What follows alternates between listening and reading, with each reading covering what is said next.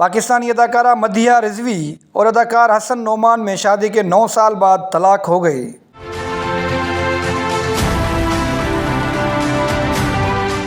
اداکارہ نے گزشتہ روز انسٹاگرام پر پوسٹ شیئر کی جس میں انہوں نے تصدیق کی کہ حسن نعمان اور انہوں نے علیحدہ ہونے کا فیصلہ کر لیا ہے۔ مدیحہ رضوی نے اپنی پوسٹ میں بتایا کہ کئی سال ایک ساتھ گزارنے کے بعد خوش اسلوبی سے حسن اور میں نے طلاق کا حتمی فیصلہ کر لیا ہے۔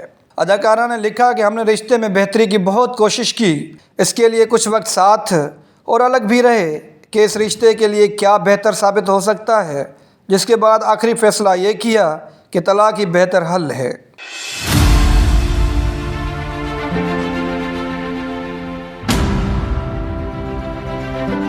ان کا مزید کہنا تھا کہ ہم آج بھی اور مستقبل میں بھی ایک خاندان ہیں کیونکہ ہم اپنے بچوں کی پرورش مل کر کریں گے۔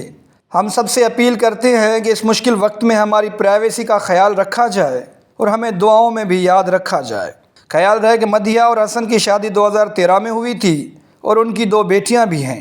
مدیحہ رضوی ماضی کی مشہور اداکارہ ادیبہ کی بیٹی ہیں، جبکہ اداکار حسن نعمان معروف اداکار رشید ناز کے صاحبزادے ہیں۔